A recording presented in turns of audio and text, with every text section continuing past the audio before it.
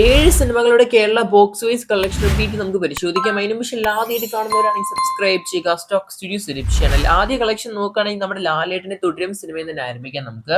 തുടരും സിനിമ ഇപ്പോൾ തിയേറ്റർ റിലീസിന് വന്നിട്ട് ഓൾമോസ്റ്റ് 29 ദിവസം കംപ്ലീറ്റ് ആവുകയാണ്. സിനിമയുടെ 29 ദിവസം കേരള ബോക്സ് ഓഫീസ് പരിശോധിക്കുകയാണെങ്കിൽ കേരളത്തിൽ നിന്ന് മാത്രം സിനിമയ്ക്ക് 115 കോടി കളക്ഷനാണ് കാണാൻ സാധിക്കുന്ന നിലവിൽ. സിനിമയ്ക്ക് കിട്ടിയ കളക്ഷൻ തന്നെയാണ് സിനിമയ്ക്ക് അഞ്ചാമത്തെ ആഴ്ചയും കാണാൻ സാധിക്കുന്നത്. വേൾഡ് വൈഡ് ആയിട്ട് ഓൾമോസ്റ്റ് 230 കോടി കംപ്ലീറ്റ് ആയിരിക്കുകയാണ് സിനിമയ്ക്ക്.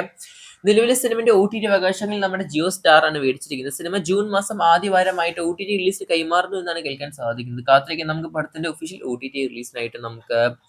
അടുത്തൊരു കളക്ഷൻ അപ്ഡേറ്റ് നമ്മുടെ പ്രിൻസ് ആൻഡ് ഫാമിലി എന്ന് പറഞ്ഞ നമ്മുടെ ദിലീപേട്ടൻ സിനിമേന്റെയാണ്. സിനിമ തിയേറ്റർ റിലീസിന് വന്നിട്ട് 15 ദിവസം കഴിയുകയാണ്. സിനിമയുടെ നിലവിലെ കേരള ബോക്സ് ഓഫീസ് നോക്കുകയാണെങ്കിൽ 15 ദിവസം കൊണ്ട് 12.92 കോടിയാണ് സിനിമയുടെ കേരള ബോക്സ് ഓഫീസ് കാണാൻ സാധിക്കുന്നത്. നമ്മുടെ പ്രിൻസ് ആൻഡ് ഫാമിലി എന്ന് പറഞ്ഞ ദിലീപേട്ടൻ സിനിമയ്ക്ക്.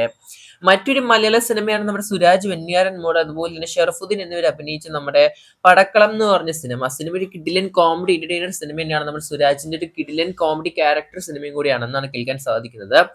പടത്തിന്റെ കളക്ഷൻ നോക്കുകയാണെങ്കിൽ 16 ദിവസം കൊണ്ട് സിനിമ ഓൾമോസ്റ്റ് 9.20 കോടിയാണ് കേരള ബോക്സ് ഓഫീസിന് മാത്രം നേടിയെടുത്തിരിക്കുന്നത്. നല്ലൊരു കളക്ഷൻ തന്നെയാണ് നമ്മുടെ സുരാജ് ഷറഫുദ്ദീൻ അഭിനയിച്ച പടക്കളം സിനിമ നേടിയെടുത്തിരിക്കുന്നത്.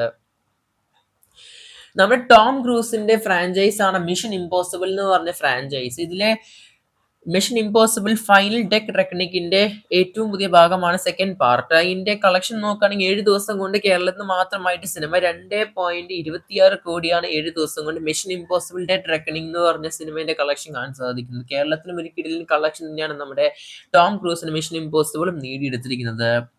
ടൊവിനോ തോമസിന്റെ ഈ വർഷം പുറത്തിറങ്ങിയ മറ്റൊരു കിടിലൻ ത്രില്ലർ സിനിമയായി മാറുകയാണ് നമ്മുടെ നരിവേട്ട എന്ന് പറഞ്ഞ സിനിമ. സിനിമയുടെ ആദ്യ ദിവസത്തെ കേരള ബോക്സ് ഓഫീസ് നമുക്ക് പരിശോധിക്കാം.